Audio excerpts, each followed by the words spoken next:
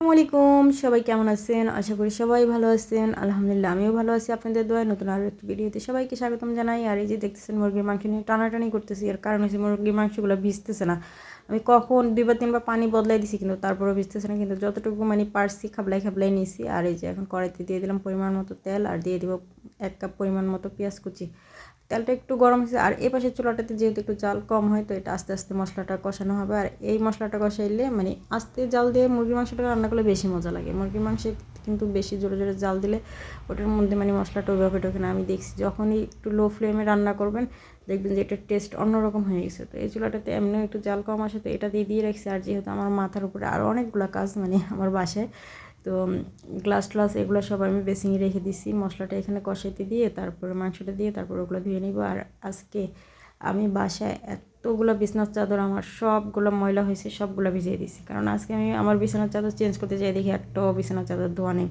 তো সেই জন্য সবগুলো ভিজেছি, সেই সাথে বালিশের কাবার টাবার যা আছে ওগুলো গরম পানিতে ভিজিয়ে দিছি। তো ওগুলোও ধুইতে হবে, এপাশে রান্নাটাও করতে হবে। দুপুরও হয়ে গেছে আর অনেকটাই লেট হয়ে গেছে। আর যেহেতু আমরা একটু দেরিতেই উঠি, তো সব কিছু একটু লেট হয়ে যায়। আজকে কিন্তু আমি আর্লি মর্নিং উঠছি, 6টা বাজে উঠছি, কিন্তু ওই যে ভয়ে উঠি নাই। কারণ আমি উঠবো, শব্দ হবে, তারপর 9টার দিকে তারা আবার আমাকে ডাকছে নাস্তা বানানোর জন্য। তো নাস্তা আর বানাই নেই, নাস্তা হোটেল থেকে নিয়ে আসছে।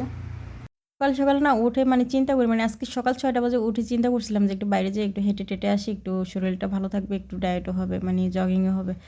পরে এই যে মোবাইলে ঢুকলে টিকটকের নেশা, তারপর ফেসবুক রিলের নেশা, একবার ঢুকলে 1 ঘন্টা আধা ঘন্টার মধ্যে আর বের হইতে ইচ্ছা করে না। তো যাই হোক, এখানে কিন্তু মশলা হিসাবে আমি এই যে শুকনো মশলাতে দিছি তেজপাতা, তারপরে দিছি দারচিনি, তারপরে এলাচ, লং আর কয়েকটা গোলমরিচও ছিল। আর ভিজা মশলার মধ্যে দিছিলাম যে পেঁয়াজ, আদা রসুন বাটা 1 চা চামচ পরিমাণ, মানে দোনোটা মিলে অতটুকু দিছি। আর এখানে মশলাটা কষে নিছি, আর দিছি পরিমাণ মতো লবণ আর জিরা আর হলুদ মরিচের গুঁড়া। এগুলো সব দিয়ে সুন্দর করে একটু মশলাটা কষাই, তারপরে এই যে মাংসগুলো দিয়ে দিতেছি। মাংসগুলো সুন্দরভাবে একটু ভালোভাবে একটু কষাই টষাই তারপরে দিয়ে দেবো আলু। আর আজকের আলুর পরিমাণটা একটু বেশি হয়ে গেছে। আর আলুর পরিমাণ বেশি হলে কোনো সমস্যা নেই, আমরা আলু খাইতে পারি ভাই, আমাদের আলুতে কোনো সমস্যা নেই। আমরা আলু সব কিছুতে খাই, বিরিয়ানি থেকে শুরু করে সব কিছুতে আলু, আলু ছাড়া আমার চলেই না।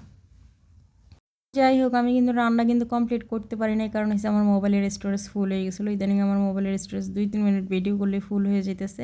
আর আরেকটা মজার বিষয় হয়েছে যে আজকে সন্ধ্যার দিকে না আমাদের বাসায় ভোট চাইতে আসছিলো। আহা, কী যে বলবো, কিচ্ছু বলি নাই, সুন্দর মতো রেখে দিছি। তারপর আমাকে বলতেছে, ভাবি আলম ভাই যদি আপনাকে ভোট কেন্দ্রে যাইতে না দেয়, জোর করে হইলেও চলে যাবেন। মনে মনে কি, আলম ভাই তো আমাকে আটকানোরও কেউ না, আর ধরে রাখারও কেউ না। আলম ভাইও যাবে না, আমরাও যাব না, আমাদের ভোট দেওয়ার ইচ্ছা নেই। যখন ছিল তখন কিন্তু ঠিকই ভোটটা দিয়ে আসছি, আপনাদেরকে দিছি, কিন্তু তখন একটা নীতি ছিল। কিন্তু এখন বর্তমানে এগুলোর ভিতরে আমরা নাই, আমরা সর্বসাধারণ মানুষ, আমার ভোট আমি দিব, যাকে খুশি তাকে দিব, এরকম আর কি।